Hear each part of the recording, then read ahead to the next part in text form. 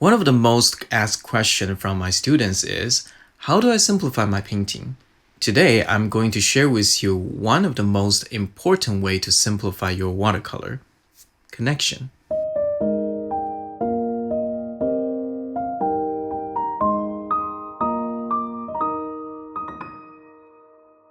Hi, this is Eric from Cafe Watercolor. If you've been following me and my work, you probably know that I am a loose painter. Not because I don't like to paint realistically, I just can't do it. My lack of patience and focus just don't allow me to paint in realism. Anyways, one of the most important process to paint a loose painting is to simplify. And the key to simplify your painting is to connect shapes. Now, this is not a new concept. I've been sharing this many times. However, this is easier to said than done because connecting shape requires you to understand value.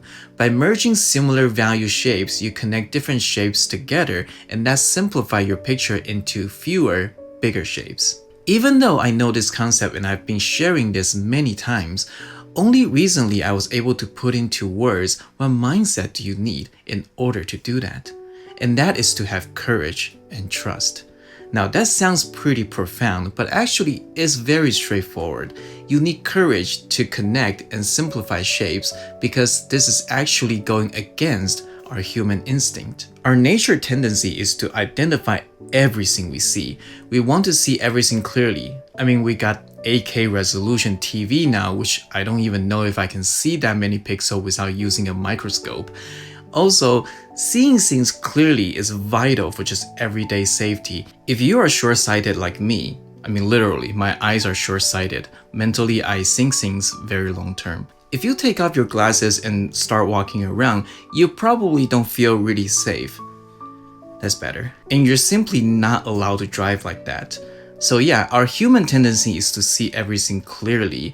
To simplify and connect everything is to make a picture that is not really defined and that challenges you mentally.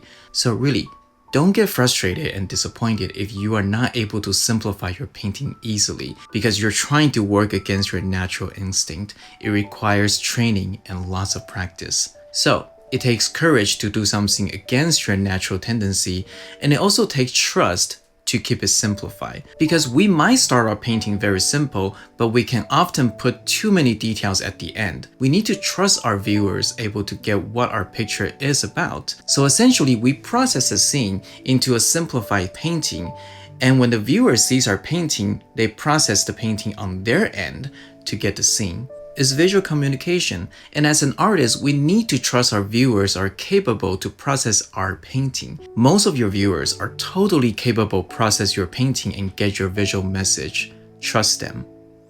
Okay, now I want to share with you the process of this painting. This is painted from a photo I took a couple years ago at downtown Vancouver. I really like the scenery. It reminded me of a good time in summer with my family. I kept this photo because I knew I'm going to paint this. However, the amount of trees in this scene intimidated me. Until recently, I decided to attempt it. Throughout the painting, I kept telling myself to simplify and connect, to have courage, to trust the viewer. So without further ado, let's take a look at the process of this painting. So we'll start off by doing a value study first. And again, credit to where the credit is due, I learned this from Andy Evenson. This process has helped me tremendously and really makes me understand how to connect shape, how to group things a lot better. Now, when it comes to the line drawing for the value study, I usually do it very, very roughly because that's not really the point of this study. So here's the first wash. The first wash is painting the middle value. So the work I'm doing right now is trying to find similar middle value shapes and connect them together. So I'm connecting the shape of the tree and the shadow that's casted from the tree, and also some part of the buildings, and so on. We try to simplify all the values into just three, which are light, medium, and dark values. Now the light value is just the white of the paper, so I don't paint those in the value study. So the first wash I'm going to do in the value study is the middle value shape. So here you can see that I'm connecting different shapes together, even if they are different things. I connect the dark side of the car to the tree, tree to the shadow, and so on. And again, this is not a very easy thing to do because this really go against our human nature, our human tendencies to identify everything that we see. And even though in the photo we are able to identify each and everything in the scene, we deliberately trying to merge them together, let's make it less defined. We try to give them just enough information so when the viewer is looking at it, they will be able to process the painting themselves and experience the scene that we want them to experience. So here we finish the wash for the middle value. We connect all that shape together. And now the second wash is to paint the dark value. So starting from the tree, there are some trees that's in the shadow and also the figure on the right. And I also connect that to the background, to the walls, and so on. So we use the dark value to start to separate shapes and also to define the structure of the things that we are painting. And just by adding a little bit more detail, like the wheels on the car, the darker leaves, the dark branches and tree trunks, people will start to able to identify each object without losing the big shape. So that's what makes a loose painting effective, because we simplify the shape by merging them, by connecting them, but we separate them just enough for people to be able to identify what those are without trying to give them everything. So they're able to sort of reconstruct what they see from the painting and experience this scene from their end. And that makes painting a loose painting fun. That also makes viewing a loose painting fun. A few more darker details, and here is a value study. Loose and simple, but it's readable. So let's move on to the final version. After we are able to figure out how to connect the shape in this scenery, we start to add color into them. Now for the final version of the painting, the line drawing is a little bit more refined. Since this is a street scenery, certain things like perspective will be important. Now, I'm not an industrial designer who does this beautiful perspective drawing, but it needs to be at least believable. That being said, when you are doing line drawing, there's still priority. There's things that's not really focus of the painting, you don't really need to draw them out.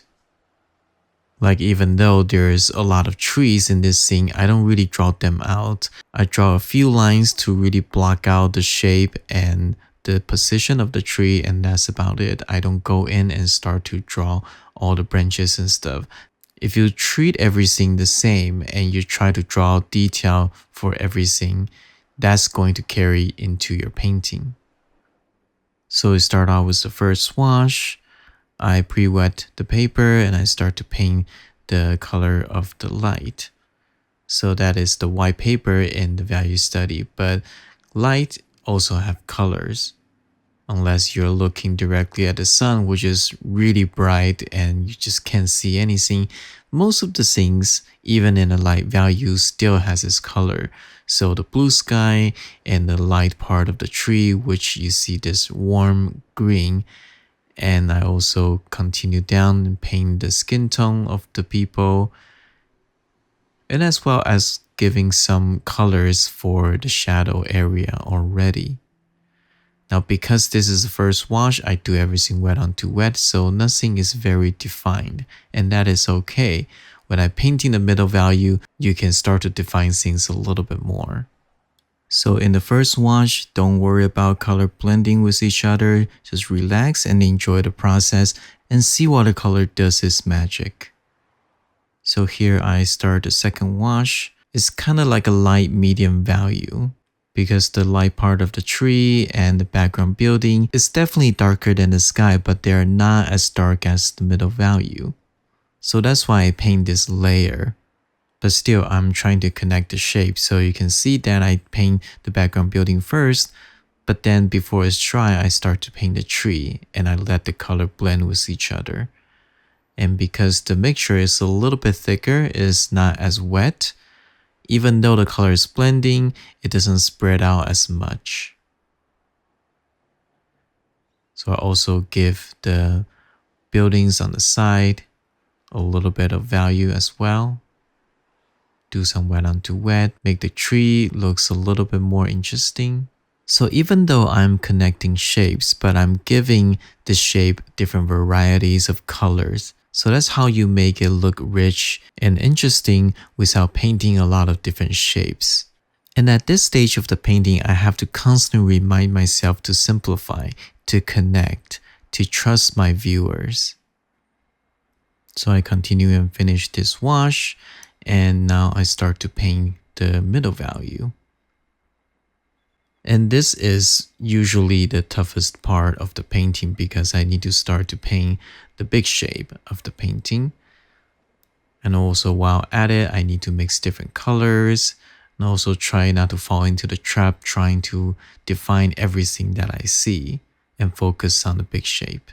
So just like the value study, I start to connect the tree to the building, to the shadow that's casted on the building, cars, and the cast shadow on the road. And just like the last wash, while I'm connecting the shape, I will change the color. I will make it look more interesting while I'm painting it.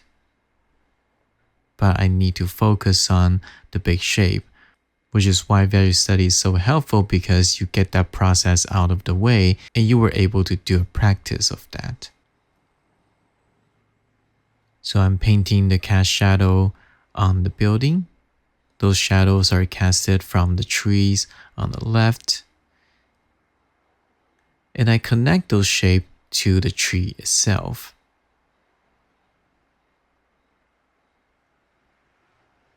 I pre-wet the tree area a little bit and I start to paint it wet onto wet, and I also try to define the shape of the tree. And this is the part that I start to paint a little bit of the tree branch and tree trunk and so on. And as you can see, I connect the shape of the tree to the shape of the cast shadow on the building. Where does the tree end? Where does the shadow start? I don't really know. But that doesn't really matter because when the viewers see this painting, they will be able to tell what this painting is about. And is it really important for me to separate and define everything? Probably not if I just want to deliver an experience. So connect that to the bus, and the bus connect to the cast shadow, and so on. And at this stage, you can probably able to tell what the painting is about already. There are already enough information in this painting for the viewers to tell what the painting is about. And most of the viewer who's seeing a lot of things, they're able to take the clue from our painting and recall their own visual library to reconstruct the scene in their brain.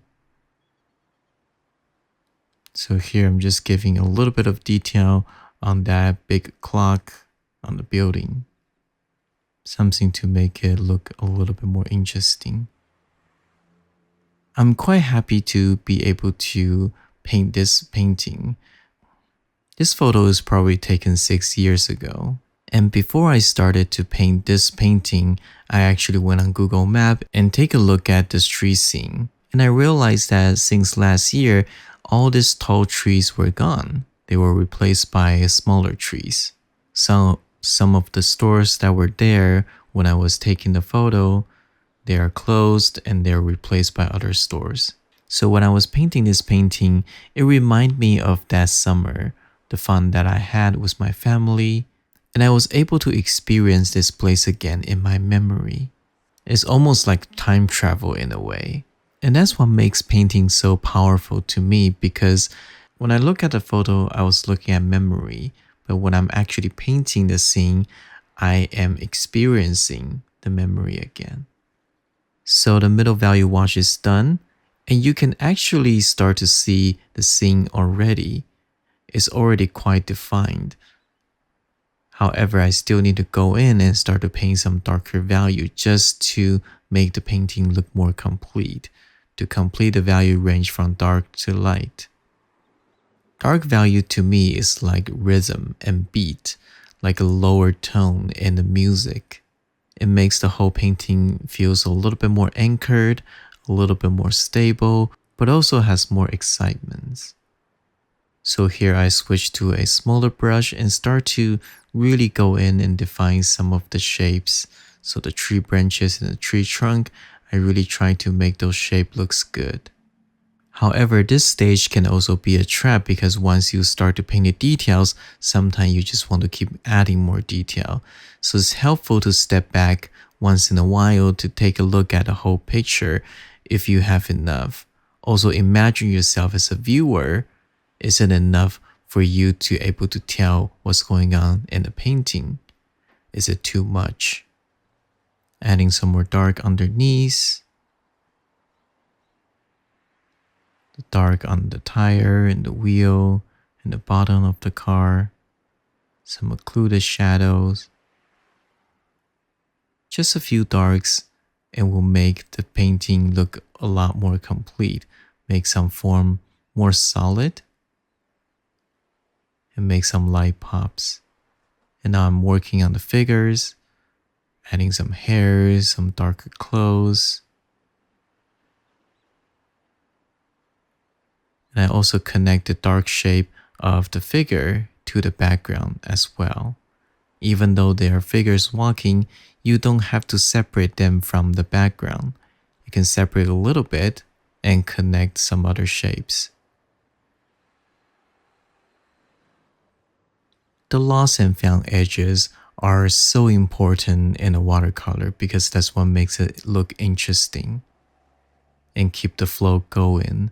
If you try to separate everything, the visual flow of the viewers will be stopped constantly. And you want to give them this really fluid experience by keeping their visual flow going. And that's why doing a painting is not just a visual, a static image, it's also an experience that you want to deliver to the viewers. Now it has a lot to do with your skill as a painter, your brushstroke, your colors, and so on. But a lot of time is your compositions, how you connect the shape, how you define certain things. And here is the finished painting. I hope you enjoy this process and I hope you like this painting. And there you have it. I'm really happy with the result of this painting. I hope this video is helpful for you. If you like this video, remember to give it a like and subscribe. Ring the bell icon so you will see more video like this one. This is Eric from Cafe Watercolor. Hope you have a wonderful day wherever you are. See you next time.